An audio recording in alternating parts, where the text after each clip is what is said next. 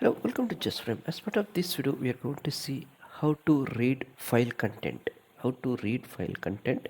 So before this, what we have done, we have seen how to create a file, and then as part of second video, we have seen how to write data into the file. Now we are going to see how to read the file content of an existing file. So how to read and display it. So that we are going to see it. So let's get started. So I'm going to create a simple Java class here, read file demo. So class name is read file demo. So this is my class. I'm going to generate a simple public static void main, and let me close the previous file. So this is the file it got created. So as part of this demo, we are going to use the file which got created as part of the previous example. So this is the file we are trying to read and display the data into the console. So that's what we are going to do it. So to read the file, we are going to use a class called FileReader. So this is part of java.io package. FileReader equal to new file reader. Okay, and then you need to pass the file path where the file is located. So this is the file I'm going to pass it. Okay, again you can see over here we are getting a compilation error, which means we need to handle the exceptions. So just right click and handle it. So this will be done. This is the first step. So now our file reader object is ready, and as for the second step, we need to use buffered reader. So why we are using buffered reader?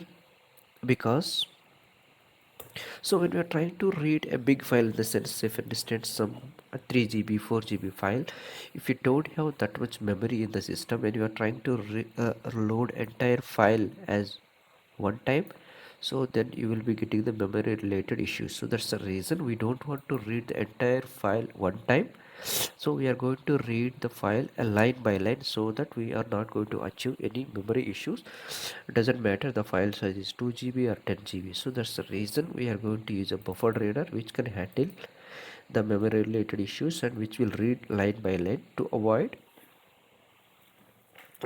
memory related issues. Okay, so that's the main purpose of the buffered reader.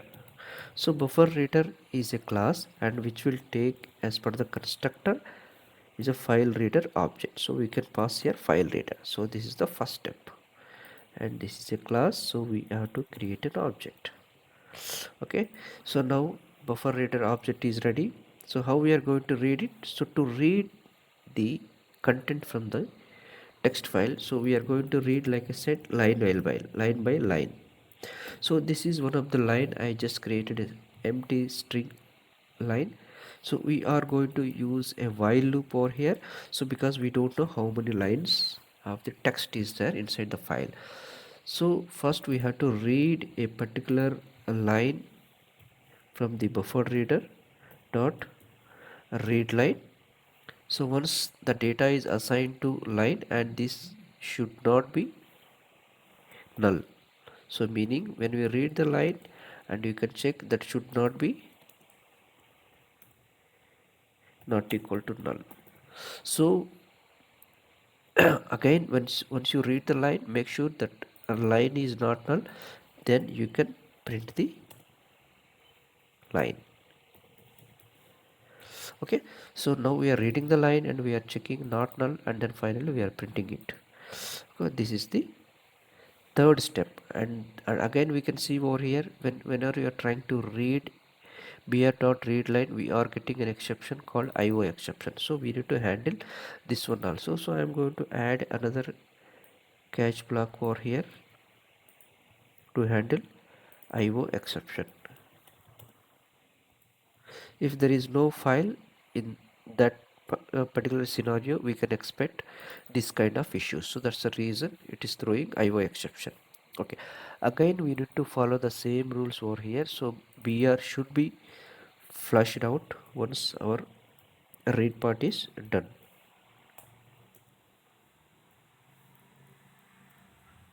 and close it.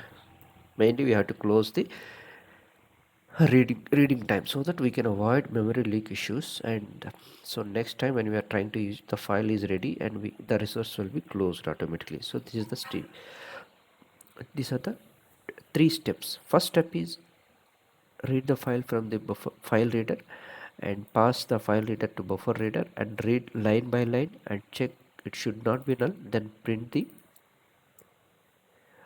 reading line and display it. Finally you can close the buffer reader. So that way we can able to read line by line, doesn't matter whatever the size. To avoid memory issues we are trying to use the buffer reader. So let me test it. We can see over here totally 5 lines is there. I'm going to run our program and let me see, show you the results.